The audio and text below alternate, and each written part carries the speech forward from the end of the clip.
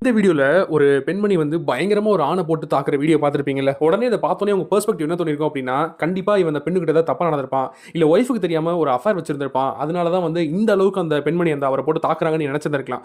ஏன்னா நம்ம சொசைட்டியோட பெர்ஸ்பெக்டிவே அப்படிதான் இருக்கு. ஆனா இவங்க வந்து 2 பேரும் ஹஸ்பண்ட் அண்ட் ஒய்ஃப். இந்த ஒய்ஃப் வந்து ரொம்பவே வந்து மென்டலாவும் பிசிக்கலாவும் அவரை போட்டு பயங்கரமா ஹராஸ் பண்ணிட்டே இருந்திருக்காங்க. இவர் மத்திய பிரதேசல ஒரு லோக்கோ பைலட்டா வேலை பார்த்துட்டு இருந்திருக்காரு. இவர் எத்தனையோ தடவை கேஸ் கொடுக்க போயும் எங்கேயாவது ஒய்ஃப் இப்படி பண்ணுவாங்களா, ஆண்கள் தானே இப்படி பண்ணுவாங்க அப்படின்னு சொல்லி உங்ககிட்ட சரியான ப்ரூஃப் இல்லைன்னு சொல்லி இந்த கம்ப்ளைண்ட் கூட எடுக்க மறுத்திருக்காங்க.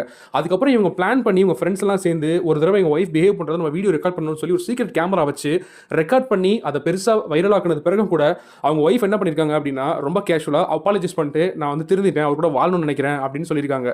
பெருசா அவங்க மேல என்ன ஆக்ஷன் எடுத்தாங்கன்னு கூட எதுவுமே வெளியே வரல. இதுவே இந்த ஜெண்டர் ரிவர்ஸ் பண்ணி பாருங்களேன். இதே சம்பவத்தை இதே மாதிரி ஒரு வீடியோல ஒரு ஆண் பெண்ணுக்கு பண்றதை பார்த்திருந்தா எந்த அளவுக்கு மோசமா இருந்திருக்கும். நம்ம சொசைட்டில ரீசெண்டா ஒரு சம்பவத்தை எல்லாருமே கேள்விப்பட்டிருப்பீங்க. இந்த அதுல் விஷயம் என்னாச்சுன்னு உங்களுக்கு எல்லாருக்குமே தெரியும். ஒரு மனுஷன் சூசைட் பண்ணி இறந்து போனாரு, அவருக்கு ஜஸ்டிஸ் கிடைக்கலன்னு சொல்லி.